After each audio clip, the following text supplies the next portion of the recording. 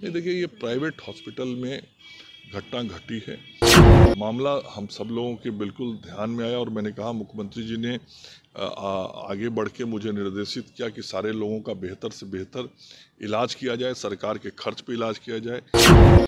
उनके जो अटेंडेंट परिजन हैं उनके भी रहने की व्यवस्था की गई है। जो भी अस्पताल प्रबंधन के लोग हैं, उस अस्पताल के संचालक हैं, सारे लोगों पर एफआईआर किया जा चुका है जिस दिन घटना घटी उसके तुरंत बाद। देखिए, नया ओमिक्रॉन वेरिएंट के बारे में WHO ने 26 नवंबर को जानकारी दी और उसके 48 घंटे के ही अंदर बिहार के माननीय मुख्यमंत्री श्री नीतीश कुमार जी के नेतृत्व में उच्च स्तरीय बैठक स्वास्थ्य विभाग की हुई, जिसमें पूरी तरीके से इस बात की समीक्षा की गई कि ओमिक्रॉन वेरिएंट जो है उसकी आज दुनिया में क्या स्थिति है, भारत में यदि आए और आने की संभावना बनती है तो हम लोग कैसे बिहार में उसकी तैयारी करें, मतलब उसका जांच कैसे करें, उसके प्रति सजगता कैसे बरतें, लोगों को आने से कैसे रोकें, और यदि कोई आ गया तो उसको कैसे पहचानें, और पॉजिटिव यदि आया तो फिर इलाज कैसे करें। इन सारे विषयों पे बहुत विस्तार से चर्चा हुई।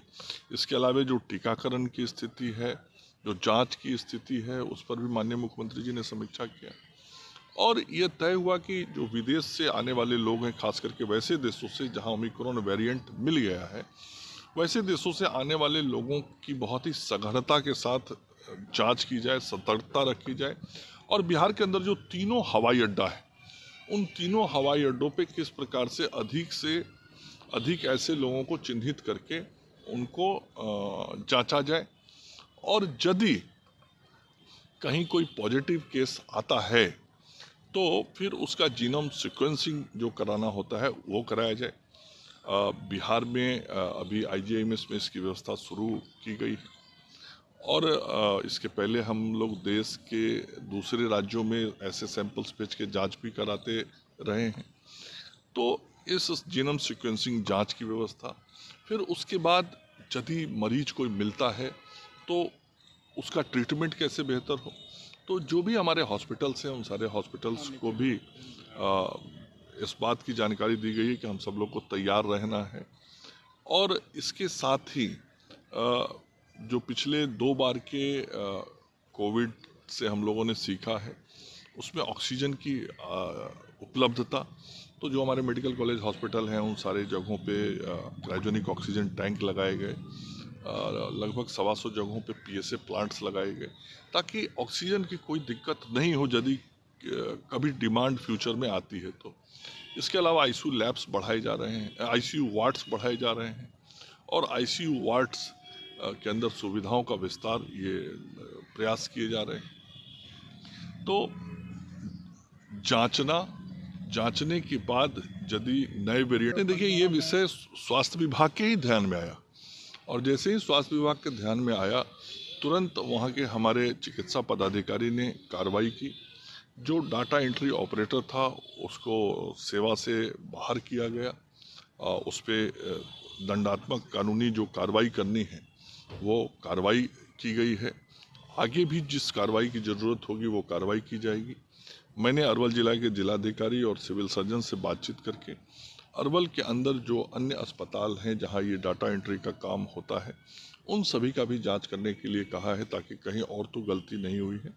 ये तकनीकी चीज़ें हैं, इसमें गलती नहीं होनी चाहिए। जिस भी व्यक्ति को जिस काम में लगाया जाता है यह उसकी जिम्मेवारी होती है कि उस काम को वो पूरी तन्मयता और गंभीरता के साथ करे, और यदि उसके द्वारा कोई त्रुटि होती है तो फिर सेवा देने वाले व्यक्ति के लिए जो भी कानूनी प्रावधान बना हुआ है उसके अनुसार कार्रवाई होती है, जो हो रहा है। सर, जो प्रथम डोज लिए हैं, सेकेंड डोज का भी उन लोगों को सर्टिफिकेट दे दिया गया है। मैंने कहा कि ये सारी तकनीकी चीज़ें और तकनीकी चीज़ों की जांच और तकनीकी चीज़ों के डाटा एंट्री में यदि कहीं कोई गलती हुई है तो जिसने भी गलती किया है वो दंडित होगा।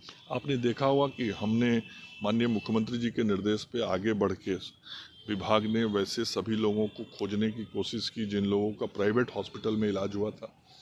जो लोग SKMCH में थे तुरंत अगले दिन 9 लोगों को पटना के जो बिहार का सबसे बड़ा आँख का हायर सेंटर है रीजनल इंस्टीट्यूट ऑफ ऑप्थेल्मोलॉजी, क्षेत्रीय चक्षु संस्थान है, वहाँ पे इसको सभी लोगों को लाया गया। उसके बाद भी और मरीज आए, 15 मरीज वहाँ आए हैं। उन लोगों का इलाज कराया जा रहा है और वहाँ जो चिकित्सकों की टोली है उनकी सघन जांच कर रही है। जिस दिन आए उसी दिन 3 लोगों की शल्य क्रिया भी चिकित्सकों के द्वारा की गई। आगे जिन लोगों ने उस प्राइवेट हॉस्पिटल में मोतियाबिंद का ऑपरेशन कराया था, वैसे लोगों की भी खोजबीन की जा रही है हमारे जिला प्रशासन के द्वारा, जिन जिलों के वो रहने वाले लोग थे, और उसमें से जो भी सामने आएंगे उन सारे लोगों का इलाज स्वास्थ्य विभाग मुफ्त कराएगा। उनकी दवाई इत्यादि सारी चीज़ों की चिंता माननीय मुख्यमंत्री जी के निर्देश पे राज्य की सरकार के द्वारा किया जा रहा है। मुआवजा देने की जो बातें कही जा रही थी सर कि उन लोगों को भी मुआवजा मिले। देखिए, ये प्राइवेट हॉस्पिटल में घटना घटी है। मामला हम सब लोगों के बिल्कुल ध्यान में आया और मैंने कहा, मुख्यमंत्री जी ने आगे बढ़ के मुझे निर्देशित किया कि सारे लोगों का बेहतर से बेहतर इलाज किया जाए, सरकार के खर्च पे इलाज किया जाए। उनके जो अटेंडेंट परिजन हैं उनके भी रहने की व्यवस्था की गई है।